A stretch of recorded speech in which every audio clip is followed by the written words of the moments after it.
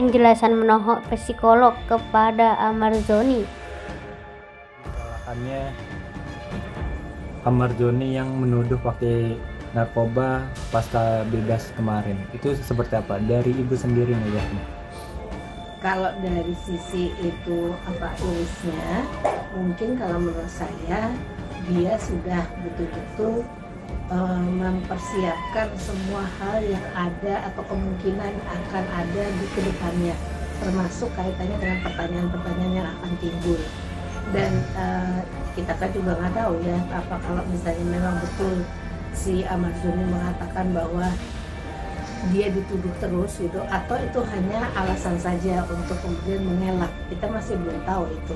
Tapi intinya bahwa dia mengklarifikasi bahwa apa yang dipikirkan orang itu sebetulnya bukanlah yang dia lakukan, dan dia sudah melihat dari segala macam angle untuk kemudian mengatakan apa sebaiknya saya ini cerai atau tidak, itu dari kapan udah cerai lah gitu kayaknya.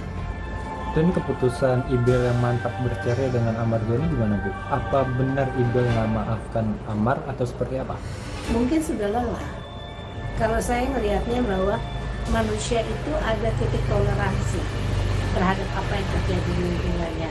Ada yang rendah sekali toleransinya, sudah sedikit-sedikit udah kemudian heboh dan sebagainya, tapi ada yang masih toleransinya tingkatnya tinggi. Nah, ibaratnya kalau misalnya orang sudah tidak merasa saya udah masih punya energi nggak ya untuk melewati masa lagi. Kan masalahnya sekarang mungkin adalah kalau tadi diklarifikasi bukan hanya karena narkoba, ada hal-hal lain.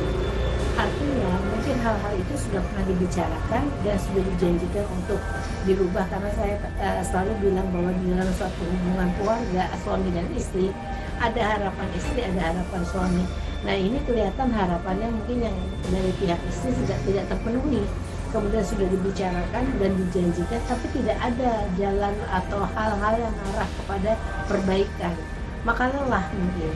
Lelah itu adalah apa yang akan saya pegang ya kalau misalnya tulisannya nggak bisa ditepati. Nah pada waktu dia berpikir itu juga dia memikirkan anak-anaknya, mungkin anak-anaknya akan seperti apa kalau ayahnya misalnya jadi orang yang kemudian apa yang terjadi di lingkungannya. Ada yang rendah sekali toleransinya, sudah sedikit-sedikit udah kemudian heboh dan sebagainya, tapi ada yang masih toleransinya tingkatnya tinggi. Nah ibaratnya kalau misalnya orang sudah tidak merasa saya udah masih punya energi nggak ya untuk melewati, ada banyak hal mungkin yang sudah dipikirkan jauh dari ini. Artinya dengan putusan dia menceraikan benar-benar tidak salah juga ya Bu? Kalau menurut saya dia perlu break gitu. Sebetulnya gini, kalau orang jodoh, kalau Allah berkehendak itu bisa aja kejadian setelah ini gimana. Tapi kan masalahnya sekarang saya mau break dulu, saya nggak mau disangkut pautkan dulu terhadap hal-hal apa yang dilakukan oleh suaminya dulu, si Ahmad Zhoni ini. Maka dia mengambil langkah untuk kemudian menyelesaikan itu untuk supaya dia bisa fokus kepada hal lain. Menurut saya sih hal yang lumrah ya, kecuali ada harapannya dia yang bisa dia pegang untuk kemudian akan tercapai dengan adanya si laki-laki yang mengalami beberapa kali jatuh di lubang yang sama. Artinya Iris Bella patut disalahkan juga. Banyak netizen yang menuduh ya kalau misalnya nggak digugat cerai nggak bakal pakai narkoba lagi. Sekarang karena digugat cerai ya makanya dia balik lagi. Kalau menurut saya salah orang kayak gitu. Manusia itu memiliki kemampuan untuk menentukan apa yang dia inginkan. Apa yang dia lakukan itu sedang bertanggungjawabkan gitu. Jadi kalau menyalahkan eksternal ini saya bilang tipikal yang menggunakan narkoba ini seperti itu.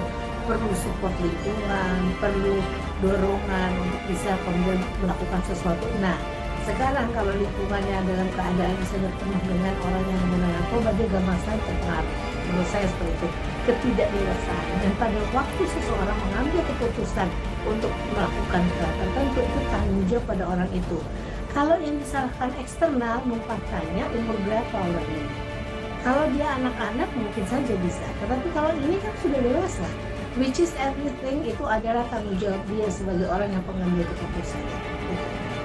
Melihat mereka berdua mungkin katanya sih hubungannya tetap baik-baik saja dan tidak membebaskan anaknya bertemu dengan almarhum. Dari ibu sendiri sebagai praktisi psikolog gimana nilai?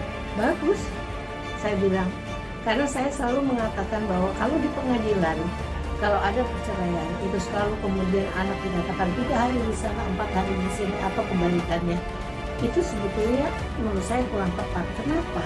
Anak itu bukan barang, tidak bisa dibagi-bagi gitu. Tetapi pada waktu misalnya hari ini, hari Senin, saya mau anak ini mau main bola, maka dia boleh dong, walaupun ini sudah jatah ibunya, dia pergi sama bapaknya, karena bapaknya lebih asik kalau misalnya main bola atau nonton bola bareng-bareng dibanding dengan ibunya. Boleh kalau menurut saya. Jadi selalu ditanyakan kepada anak apa yang dia inginkan juga, karena sebetulnya perceraian pun tidaklah diinginkan anak. Itu yang menentukan, memutuskan adalah orang yang dewasa atau ayah ibunya. Dan juga kalau menurut saya, anak itu harus diutamakan kemudian. Apa yang dia butuhkan, apa yang dia harapkan dari bapak dan ibunya, nggak ada bekas bapak, nggak ada bekas ibu. Jadi tidak perlu untuk kemudian membentuk atau membuat situasi di mana anak itu harus memilih. Belum lagi nanti kalau situasinya seperti itu, nanti pas di waktu di ayahnya dia main, ayahnya nanya apa yang ibunya katakan dan sebagainya, anak nanti kadang-kadang harus berbohong, takut nanti ayahnya marah. Di tempat ini juga seperti itu is no-no bagi saya. Dengan kondisi Amar yang terjerat kasus narkoba lagi, sangat bagus untuk dipertemukan dengan anak. Ya tentunya pada waktu dia sudah kemudian udah bagus keluar kali ya. Kalau di dalam memang agak sulit karena situasinya itu juga tidak cocok untuk anak-anak gitu. Jadi meletakkan anak pada posisi di mana boleh nggak ya dia dekat dengan ayahnya, sebetulnya boleh-boleh aja. Tetapi masalahnya kalau lagi satu di dalam penjara, menurut saya tidak layak untuk kemudian membawa anak ke sini. Melihat kondisi psikolog juga secara menyeluruh gimana nih? Akhirnya muncul perdana dan mengutarakan isi hatinya.